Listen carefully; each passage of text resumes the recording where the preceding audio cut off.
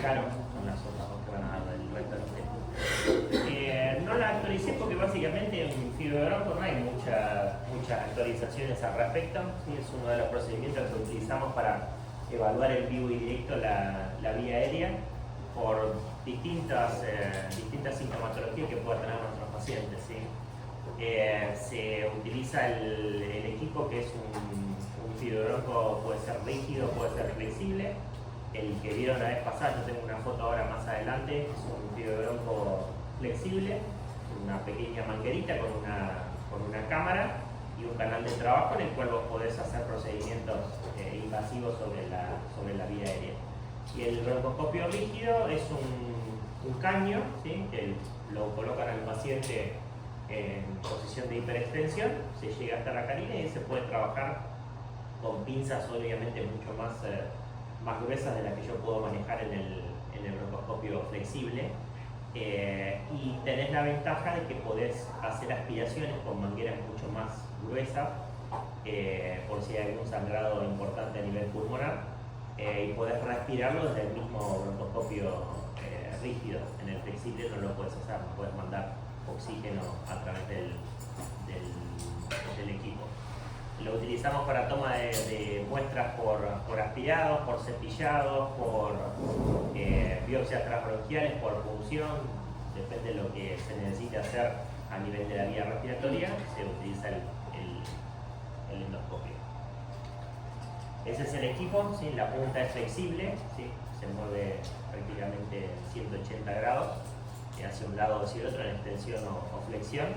Ahí tiene un canal de trabajo, que ese canal de trabajo me permite a mí instilar solución fisiológica, aspirar para hacer el lavado, me permite mandar una aguja, una esquiepati, por ejemplo, para hacer una punción a nivel de lo que es la carina, al grupo 7 ganglionar que está debajo de la carina. Cuando eso aumentan de tamaño, se abre la carina y vos podés hacer una punción ahí directamente transcarinal. O si no, una pinza de biopsia, ¿sí? Que es una pincita muy pequeñita de tipo cocodrilo. Mandás la pinza por el canal de trabajo, apretás una perilla y tomás una biopsia del lugar que vos necesites hacerlo. Una regla del endoscopista es que cuando vos vas a hacer una endoscopía, si compromete la vía aérea principal, es decir, la tráquea, las imágenes las miramos, sabemos la lesión que haya, y no tocamos, ¿sí? Porque no tenés una posibilidad de intubar a ese paciente o trabajar con un broncoscopio rígido que te permite, si hay un edema o hay un sangrado sobre esa vía, yo puedo protegerlo, ¿sí? En el caso del flexible, el canal de trabajo, que son 2 milímetros, ¿sí? Es muy poquito para aspirar coágulos o algo por el estilo. Si se tapa muy fácil, si se tapa y el paciente sigue sangrado, le inundamos la vía respiratoria y lo matamos. Entonces, no conviene tocar las vías respiratorias, el canal, como es la tráquea, ¿sí? Las grandes vías aéreas, ¿sí? Vamos a hacer los lavados, los cepillados y tomar biopsias distales que no afecten la tráquea, ¿sí? Y eso se conecta a un extremo donde vos tenés una luz halógena que te permite ver a través del visor de este lado, del extremo proximal, toda la vía aérea, ¿sí? Siempre hay sistemáticas para poder hacerlo, ¿sí? Esta es la punta del endoscopio donde tenés el canal de trabajo, ¿sí? La cámara arriba y las dos lámparas, habitualmente LED o por la misma fibra que te permiten ver la vía aérea, ¿sí? Así es como se flexiona la punta del endoscopio, y eso te permite a través de distintas maniobras ir intubando cada uno de los bronquios hasta llegar al bronquiolo terminal, ¿sí? Eso es lo que hablábamos recién del broncoscopio rígido, que con eso te permite tener visualización, lo puedes conectar al respirador y te permite a través del canal de trabajo meter una manguera en la que nosotros usamos para aspirar secreciones con un calibre importante que puede sacar hasta coágulos, ¿sí? Hasta incluso cuando haces algún procedimiento de resección tumoral puedes sacar trozos de tumores por ahí por el endoscopio, ¿sí? Eso en el flexible yo no lo puedo hacer, ¿sí? Cuando hay objetos extraños que yo no lo puedo sacar con el flexible, tengo que ir hacia el broncoscopio rígido, ¿sí? Es un curso aparte que se hace otros 2 años más, 3 años más. ¿Qué indicaciones tenemos? investigar el origen de una hemoptisis. ¿Sí? Esto tiene un doble sentido, es decir, a veces cuando vos te metés en un pulmón que tiene sangrado, no vas a ver específicamente dónde está el sangrado, pero por lo menos orientar al que va a hacer el procedimiento endovascular para hacer un COIS o algo por el estilo, o una embolización, de decirle, che, mirá, la mayor cantidad de sangre que viene ese pulmón viene del lóbulo superior, entonces nos van a embolizar específicamente esa área con el objetivo de disminuir el sangrado, ¿sí? Principalmente es para eso. Alteraciones de estudios radiológicos, si ves alguna lesión o algo por el estilo, lo ideal es tomar una muestra a través de la endoscopía. Si hay un estridor o sibilancias localizadas, es conveniente evaluar esa vía aérea con endoscopía. Una parálisis frénica, ¿sí? Se suelen ver frecuentemente, estudiamos mediastino, estudiamos por vía endoscópica si hay alguna lesión que pueda llegar a justificar, y obviamente hay algunas que son de origen central, entonces tenés que evaluarlo con una tomografía de cerebro. Citologías de esputo, ¿sí? Para que sean malignas o con algún germen que no te cierre si realmente viene de ahí, bueno, haces un lavado bronquialveolar, estudios de tuberculosis, neumonías que no tengas una causa y no sean neumonías comunes, puedes hacer un lavado en pacientes que sean inmunocomprometidos y eso te determine la terapia que vos vas a hacer, puedes hacer una endoscopía también. Prótesis que a veces se colocan, ¿sí? El seguimiento de las prótesis se hace con broncoscopía flexible, no con rígido. Estén bronquiales principalmente que uno puede haber llegado a colocar por un tumor, etc. Después la evaluación la haces a través del broncoscopio rígido, ¿sí? Lesiones por ahí endotraqueales, que a veces esto se genera en la terapia intensiva, una intubación que no es incorrecta, por ahí que no es correcta, o una intubación dificultosa puede llegar a lacerar la tráquea y después eso tenemos que ir a evaluarlo a través de la endoscopía. Un enfisema que tengan subcutáneo después de una intubación, también hay que evaluar la vía aérea y ver si hay alguna ruptura de la tráquea propiamente dicha por la intubación, ¿sí? Los neumotoras que persisten o refractarios, eso se da generalmente después de un procedimiento quirúrgico, cuando después de realizar una resección tumoral o pulmonar por X causa, el drenaje que le dejan los cirujanos sigue perdiendo y no encontrás una causa que lo explique, bueno, es una forma de evaluación de esa vía respiratoria para ver si hay puntos sueltos o algún lugar donde haya pérdida que justifique ese neumotórax que no responde, ¿sí? En sospecha de ¿sí? En el caso de hemoptisis, sí. ¿puede ser usado como tratamiento también? Podés utilizarlo como tratamiento, depende del lugar donde estés sangrando y si tenés una lesión que vos la veas que está sangrando activamente, ¿sí? Generalmente las hemoptisis pueden ser o por una infección respiratoria, que eso vas a entrar a nivel pulmonar y vas a ver todo el pulmón que se ve con la mucosa sangrante o que sangra fácilmente al tacto del endoscopio, y eso no lo vas a poder solucionar. Ahora, si yo veo una lesión de tipo tumoral y está sangrando activamente, bueno, a veces puedes hacer infusión de adrenalina sobre la zona, puedes hacer una infusión con solución fisiológica fría, la enfriás y le pones un poquito de fisiológico a ver si de esa manera puede llegar a cerrar y tratar la hemorragia.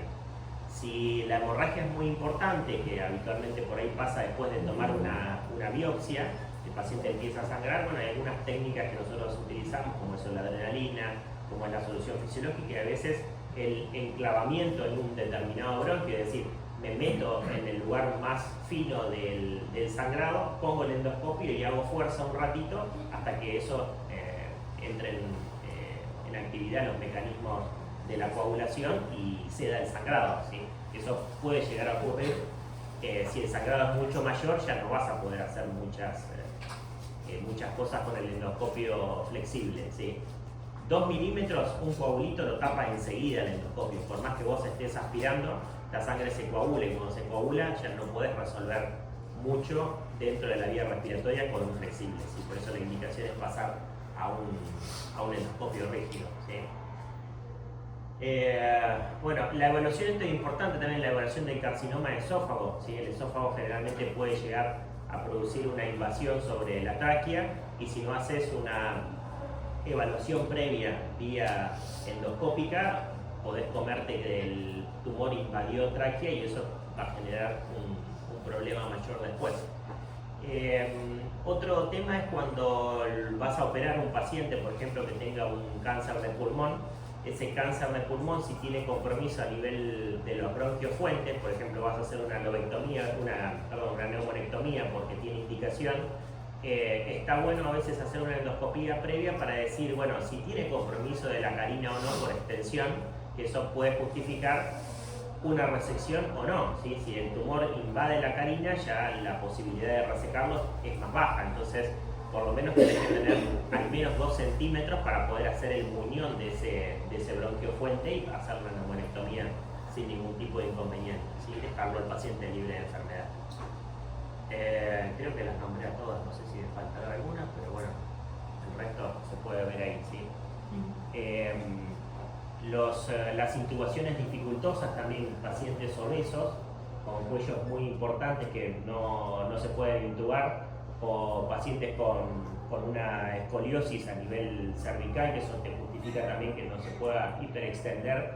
Esos son pacientes de difícil intubación para un procedimiento quirúrgico y esto se hace por vía endoscópica. Lo que yo hago es agarrar el tubo. Imagínense que esto sea la punta del fibrobronco, ¿sí? Flexible. Lo que hago es colocar el tubo endotraqueal dentro, lo inserto al fibrobronco por dentro del tubo endotraqueal. Voy, busco la tráquea, una vez que pasé cuerdas vocales, guiándolo por la visualización directa, paso cuerdas vocales, dejo el tubo y retiro el fibrobronco, ¿tá? Y que de esa forma se intuba un paciente dificultoso. Hay muchos pacientes muchos procedimientos quirúrgicos en los cuales tenés que intervenir de esa forma, ¿sí? Que no se pueden hacer de otra manera.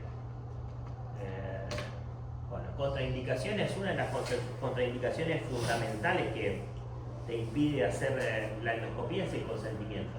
Todo paciente tiene que tener el consentimiento firmado y tiene que saber de qué se trata el procedimiento, de qué es lo que le vamos a hacer, ¿sí?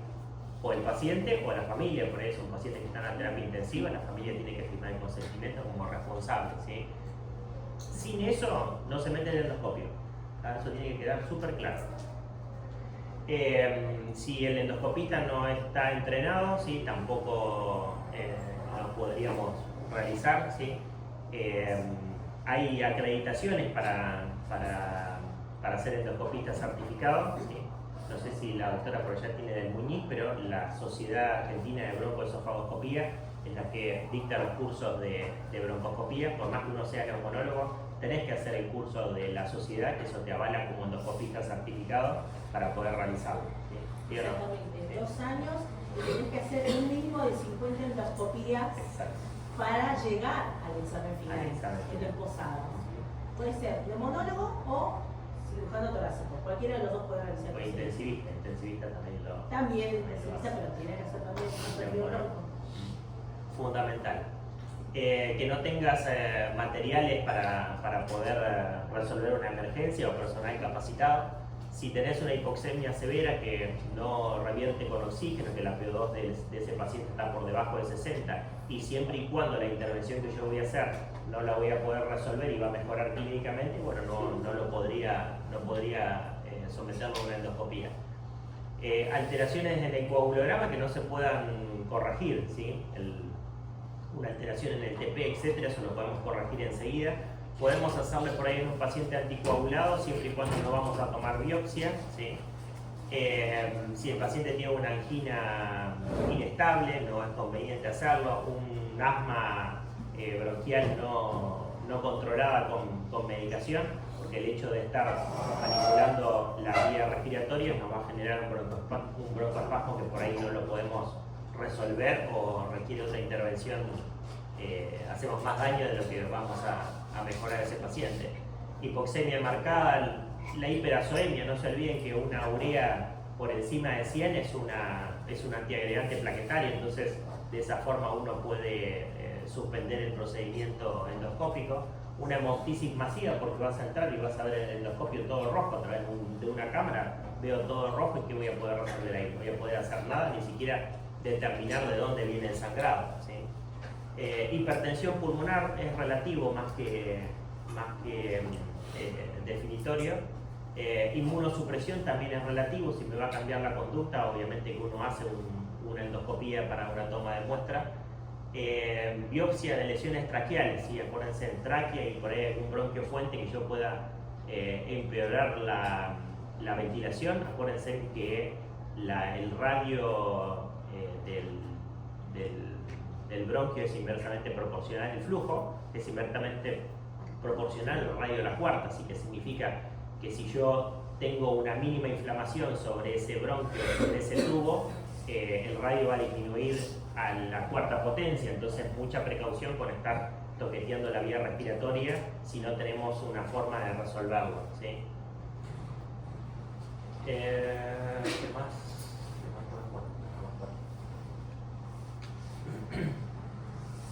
La preparación para una endoscopía. Si voy a hacer una biopsia, o sea, la solicitud del estudio, esto es más bien como para cómo íbamos a pedir el estudio, que yo ya lo tenía armado en los distintos lugares. Esto va a depender de cada una de las instituciones en las cuales ustedes trabajen, cómo va a ser el pedido de la broncoscopía o cómo se van a comunicar con el endoscopista para hacer un procedimiento, ¿sí? Fundamentalmente lo que nosotros tenemos que tener hecho es el pedido de la broncoscopía, después el endoscopista definiendo para qué lo quiero hacer, después el endoscopista va a definir si va a tomar biopsia o no en relación a lo que vea en el procedimiento propiamente dicho. Una radiografía de tórax está bueno para saber dónde voy a ir a tomar la muestra, ¿sí? Si es una neumonía para hacer un lavado bronquialveolar en ese sitio y no hacerlo en cualquier lugar, o si es una lesión, obviamente ir directamente a por ella a buscarla, ¿sí? Los datos clínicos es importante tenerlos y para qué pido el estudio, ¿sí? Estaría bueno que desde el punto de vista clínico uno defina, necesito el estudio por qué motivo, y porque tengo una neumonía que ya le hice tratamiento antibiótico, lo roté, sigue haciendo fiebre, necesito buscar el origen de esa neumonía y obviamente uno va a tomar la iniciativa de hacer una broncoscopía para hacer un cepillado, un lavado, etc. Los estudios de coagulación, obviamente que no están indicados por consenso, no están indicados a menos que ese paciente tenga alguna alteración en el coagulograma y venga anticoagulado, obviamente tenemos que tener previamente un coagulograma, ¿sí? Si voy a hacer una biopsia transbronquial, ¿sí? Es importante tener por lo menos un TP por encima de 50, ¿sí? El TP es hemostático, ¿tá? Así que con ese valor podemos tomar una biopsia sin tipo de problema. Y las plaquetas para la biopsia siempre se pretende más de 50.000. Si las plaquetas están en 20.000, podemos hacerle solamente un lavado bronquial y no tocar mucho más, ¿sí? Si vos necesitas hacer una biopsia transbronquial en el paciente que tenés una plaquetopenia, bueno, lo transfundimos o intraprocedimiento o preprocedimiento para lograr tener unas plaquetas por encima de 50.000 y que el procedimiento no tenga ningún tipo de inconveniente, ¿sí? La urea y la creatinina, fundamental, la creatinina por debajo de 2 y la función, la urea entre 100 y 150, menor de esos valores sería lo ideal, ¿sí?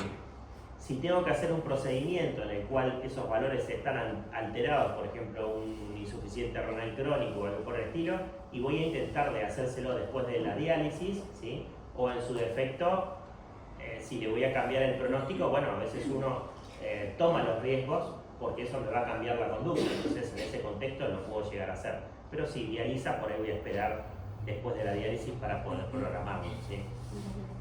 Los gases en sangre no es indispensable, a menos que ustedes tengan una saturación de oxígeno por debajo de 90, ¿sí? En ese contexto le van a hacer un estado y base. La mayoría de los pacientes resuelven con la administración de oxígeno, así que si la PO2 está por debajo de 60, resuelve con oxígeno, no sería una contraindicación ni habría problema para poder hacer el procedimiento, ¿sí? Un electrocardiograma no es indispensable, ¿sí? Un riesgo quirúrgico tampoco es indispensable para poder hacer una endoscopía, y la espirometría tampoco me va a cambiar la indicación de hacerla o no, ¿sí? No hay problema con eso, ¿sí? Ahí Sí. dice urea y creatinina no debe realizarse biopsia transbronquial. Claro, cuando la urea y la creatinina están elevados, ¿sí? No hacemos biopsia transbronquial porque como actúan como antiagregantes plaquetarios, principalmente la urea, aumenta la posibilidad de sangrado, ¿tá? Okay. Por eso digo, si es un insuficiente renal, lo dializo y después, generalmente uno con la diálisis lo bajás por debajo de 100, lo que buscas por lo menos por una diálisis es eso. Si lo logramos hacer de esa forma y después le hago el procedimiento, no va a haber problema. Ahora, si yo sé que tengo un tumor ahí que me puede cambiar el pronóstico de ese paciente, que tengo que hacerle la broncoscopía, bueno, por ahí asumo un poquito más los riesgos con la prevención que yo tengo que tomar y bueno, lo hacemos y lo buscamos, ¿tá? Pero lo ideal es eso. Una cosa, ¿qué es? Es el Hospital Español de Buenos Aires. Ah. Está preparado para mis Sí, hay niños. más. No, está preparado para mis niños de allá, como es. Y como no lo actualicé, como no hay mucho para actualizar en endoscopía, siempre es lo mismo. De hecho, el último consenso de endoscopía, cuando fue revisado en el 2005, de ahí no lo revisaron más. Está siempre el mismo. A menos que tengas alguno. Siempre, obviamente, informar qué procedimiento vamos a hacer, ¿sí? Por ahí no les toca a ustedes, a menos que sean endoscopistas. Esto es del endoscopista, sabemos qué es lo que pasa con el endoscopista. Bueno, prepararlo para mañana y a la tarde ando por ahí más o menos. Y vos tenés que explicarle al paciente de qué se trata la endoscopía, qué es lo que vas a hacer, cómo se van a tomar las muestras. Bueno, algunas cosas más o menos uno sabe sin ser endoscopista, así que podemos ir explicándole de qué se trata y en qué consiste prácticamente el estudio para que no generar una ansiedad mucho mayor en ese paciente. Firmar el consentimiento siempre, ¿sí? Y el ayuno, acuérdense, en 6 horas por lo menos, ¿tá? Con 6 horas está bien, en algunos lugares piden 8, ¿sí? Eso va a depender del lugar donde ustedes estén haciendo la endoscopía. Suspender el clopidogrel 5 días, ¿sí? Eso es fundamental. La aspirina no hay riesgo, se puede suspender 24 horas antes, no hay ningún problema. Y obviamente los pacientes que estén anticoagulados, suspender el anticoagulante y hacer un control de coagulograma para ver que por lo menos el TP esté por encima de 50, ¿sí? Tengan en cuenta que los nuevos anticoagulantes no te van a modificar prácticamente nada de esto, entonces mucha precaución en esos pacientes, ¿sí? Bueno, esa es una mesa de broncoscopía, ¿sí? Donde figuran todos los elementos necesarios. Esta es más completa porque está preparada para un rígido, hay un rígido, no hay un flexible, ¿sí? Pero básicamente lo que nosotros necesitamos es un campo estéril, gasas, guantes comunes, jeringa de 10 mililitros por 2, jeringa de 60 por 2, lidocaína líquida sin epinefrina, ¿sí? Eso es fundamental. En gel y en spray, ¿sí? Porque vamos a hacer las anestesias tanto a nivel de los pilares, en la lengua con el anestésico en spray, y después hacemos anestesia de las cuerdas vocales con la lidocaína líquida, y después para evitar que tosa tiramos un poquito de lidocaína a nivel de la tráquea. Ahí después tengo un videito para verlo, ¿sí? Guantes estériles, recipientes para solución fisiológica. Está bueno a veces cuando uno hace la endoscopía, vas tomando la solución fisiológica de un recipiente en vez de estar con sachet y todo lo que nosotros tenemos en la sala, ¿sí? O una mesa de cirugía. Un sistema de aspiración que funcione, ¿sí? Que sea adecuado. Adrenalina de 1 centímetro cúbico, siempre dividido en 10, 1 en 10. Tenemos 1 centímetro por cualquier eventualidad si hace algún evento de hipotensión sostenida. Y elementos para recolectar el VAL o las biopsias según el procedimiento que vayamos a hacer. Siempre los tenemos igual, porque por ahí o no haces una biopsia y te faltó el elemento para poder recolectar la muestra, y entonces no está bueno estar corriendo en el medio del procedimiento. Juanpi, vos tenías un listado de los elementos que pedían acá. ¿Algo más de lo que figura ahí? Piden lo mismo, nada más de los campos técnicos, ¿no? Campos técnicos. Lo mismo que pide Ingrid acá para hacer la endoscopía. Había unas ampollas de adrenalina de más que creo que pedían. 2 más. 2 más, parece un poco medio mucho, pero bueno. Sí. Lo demás son los... Esto es por consenso, ¿sí? Sí, por forma de consenso. Bueno, las características del VAL, cuando nosotros vamos a hacer un lavado bronquioliar, ponemos entre 100 y 300 mililitros y lo hacemos en alicuotas de 50 a 60 mililitros según la jeringa que tengamos. Lo importante es recuperar por lo menos de lo que nosotros metamos en ese pulmón, un 50-60%, eso es lo ideal. A veces se logra, a veces no, ¿sí? Depende de la expertise del endoscopista. Depende de la patología en la cual vos tengas. Si tenés una cavidad, por ejemplo, y vas a hacer un lavado y a veces tirás toda la solución fisiológica y no recolectás nada, bueno, todo ese líquido se fue adentro de la cavidad, y después cuando hacen alguna radiografía o algo por el estilo, todo el mundo se alarma porque esa cavidad se llenó de líquido y encima tiene nivel hidroaéreo. bueno, tranqui, eso es secundario a la endoscopía que se realizó. O se va a ir limpiando o más adelante se va a contaminar ese líquido y va a traer dolor de cabeza. En algunos casos esa recuperación es entre el 10 y 40%, ¿sí? No se tira nada de esto, ¿sí? Si yo hice el procedimiento y obtuve el 10% de lo que yo metí de solución fisiológica para hacer el lavado, lo voy a mandar a estudiar al laboratorio. Tal vez no a anatomía patológica, cultivos, etcétera, sino voy a apuntar más específicamente a lo que estoy buscando, ¿sí?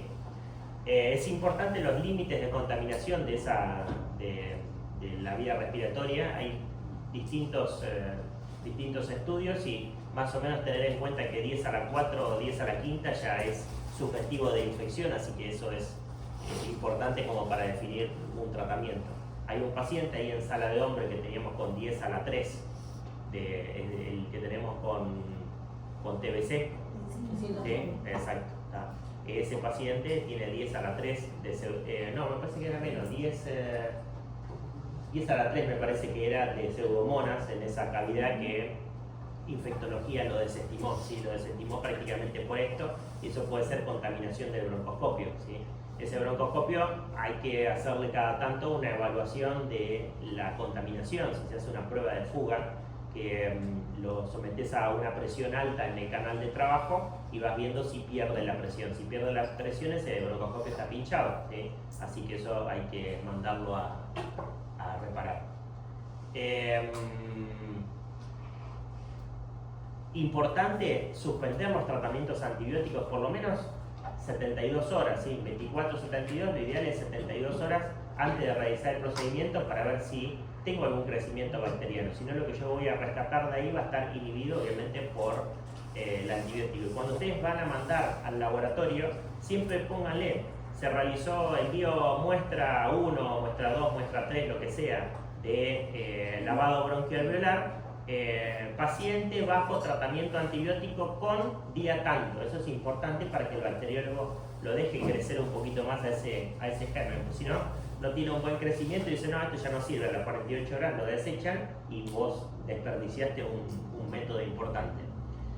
Esto es importante para que la muestra sea representativa del VAL, ¿sí? Las células epiteliales tienen que ser menos del 1%, si bien eso te va a demostrar que hay contaminación orofaringia, ¿sí?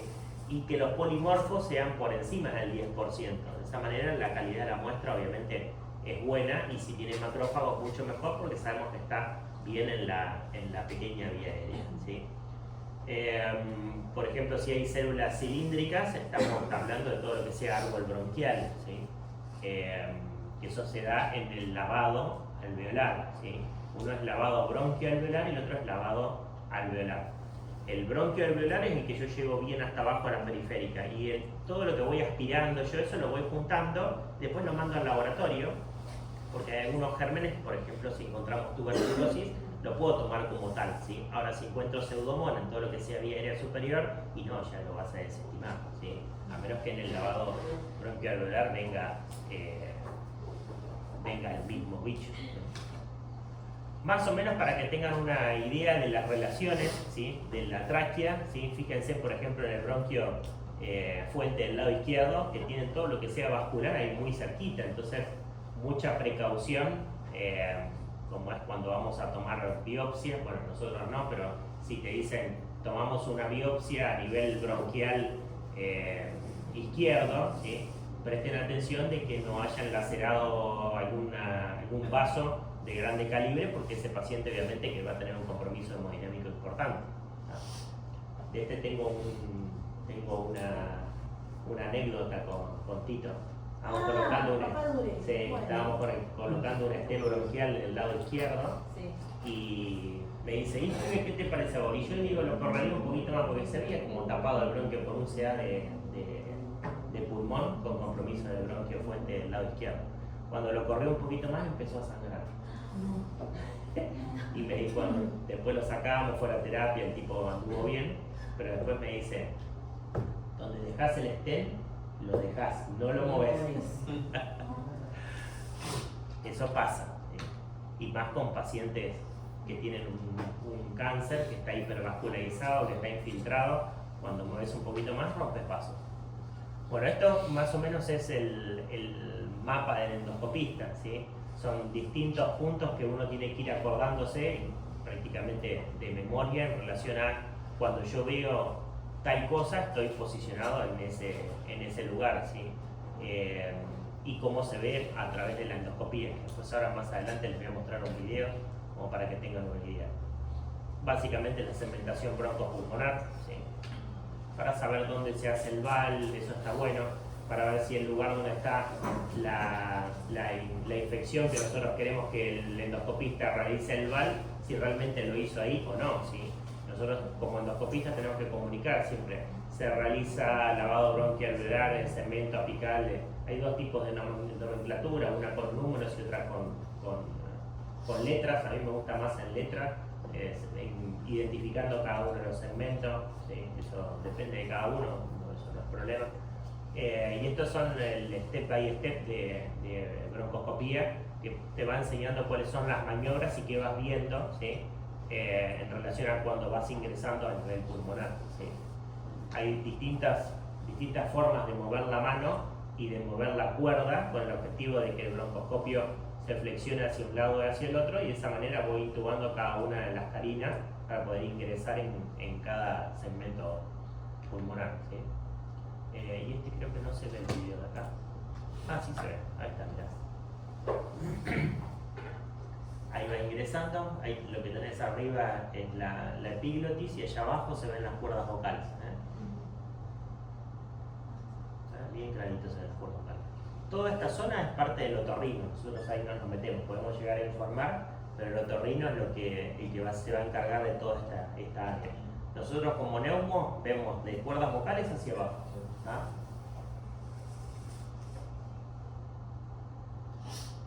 Las cuerdas verdaderas, las falsas están ahí arriba, un poquito más arriba, perfecto.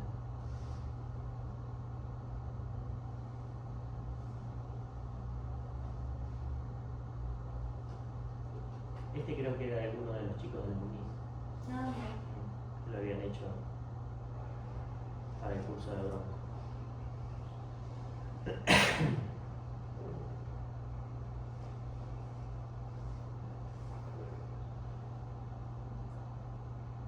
Lo que va a hacer es ingresar. Cuando el paciente está despierto, lo que haces es colocarle un poquito de, como decirle que haga E, y si las cuerdas vocales se mueven, y ves si hay parálisis en las cuerdas vocales, y después le tiras un poquito de lidocaína ahí para que el tipo no tenga tos, ¿sí? Si no va a generar un episodio de tos de la gran 7. Fíjense ustedes cuando se broncoaspiran, ¿sí? O por ahí tragan y tienen una dificultad para tragar algo, la tos que te llega a generar, imagínate si pasa una manguerita de este calibre por ahí. Los cartílagos, ahí una vez que vos pasaste cuerda vocal, también volvés a poner un poquito de lidocaína, ¿sí? 1 centímetro cúbico más o menos para evitar la tos.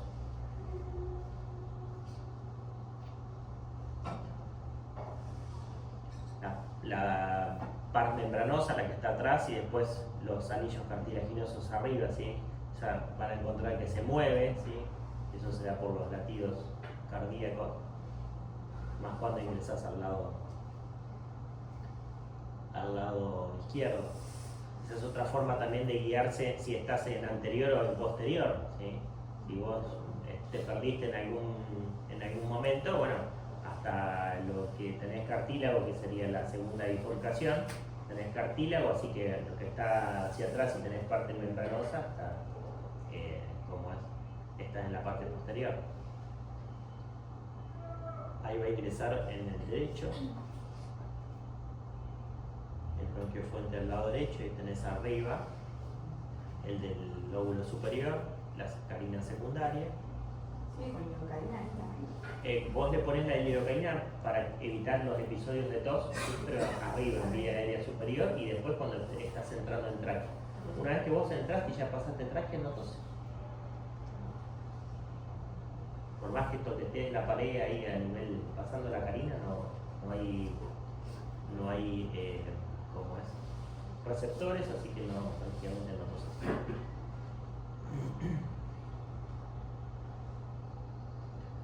Siempre cuando uno hace la descripción, ¿sí? Que yo siempre les digo acá, lean todo en la descripción de la broncoscopía. Se ingresa por o fosa nasal derecha o izquierda, o por tubo endotraqueal, o por boca, ¿sí? Se visualiza cuerdas vocales sin lesiones, que ahí no veíamos ninguna, tráquea sin lesiones en toda su extensión, carina fina e inmóvil, ¿sí? Si tenés alguna lesión en la carina la vas a describir, si tenés secreciones lo vas a describir, y si hay secreciones o sangre o lo que sea que venga a nivel pulmonar, vas a describir de dónde vienen, ¿sí? Para hacerlo más corto, uno pone bronquio fuente derecho, izquierdo sin lesiones, y después se exploran hasta subsegmentos sin lesiones o secreciones, lo que sea, y ya de ahí ya lo cerrás al informe. Si quieres hacerlo bien, detallando cada uno, bueno, cada uno del camino que vos hiciste, tanto al lóbulo superior, medio, inferior, lado derecho, sin lesiones, evidencia de secreción que viene de tal segmento, etcétera, eso está bueno a veces describirlo, ¿sí? Si no, no hace falta. La mucosa, que la mucosa es nacarada, que no tiene ningún cambio significativo que nos llama la atención, ¿sí? Podés ver restos hemáticos, podés ver ¿cómo es? Necrosis, podés ver tumores, ¿sí? Cuando hay un paciente quemado, ¿sí? Cuando hay un paciente quemado, si tiene los vellos de la nariz obviamente quemados, tiene una indicación de hacer una broncoscopía para ver si hay lesiones internas, y lo que se hace es un lavado, ¿sí? Cada tanto para ir limpiando los detritus que van quedando del gran quemado. Si es que tiene alguna lesión sobre la vía respiratoria, si no, no hace falta, haces una, no tiene ninguna lesión, listo, resuelto el problema. El tema es si tiene lesiones a nivel pulmonar. La proteinosis alveolar generalmente se produce como moco, lleno de proteínas ahí continuamente que el paciente no puede expectorar, y lo que haces es ingresar e ir lavando en distintos segmentos de los dos pulmones, ¿sí? Principalmente, y lo vas limpiando cada tanto, ¿sí? Entonces, endoscopías seriadas. Es importante siempre tener un algoritmo, ¿sí? No es que vamos a ingresar y vamos a mirar solo el lugar donde estaba la lesión, ¿sí? Lo que hacemos es mirar prácticamente todo. Una vez que entramos a nivel pulmón izquierdo, evaluamos todo lo que es el pulmón del lado izquierdo, después salimos, evaluamos todo el pulmón del lado derecho. Eso depende, cada endoscopía ya tiene armado su algoritmo de cómo va a ir cumpliendo cada uno de los pasos, y esto depende de cada uno. Cuando vos te enseñan endoscopía te dicen vos tenés que evaluar todo, ¿sí? Es como hacer una historia clínica, el examen físico. El examen físico uno va a evaluar todo, pero después cada uno arma su patrón, ¿sí? Eso es importante, y describirlo todo. ¿Cuál sería la diferencia entre el VAL y el minival? El minival lo haces en la cama del paciente, lo haces a través de un tubo y con una pequeña cantidad de solución fisiológica, y tiene mucha contaminación en lo que es el tubo y lo que es vía aérea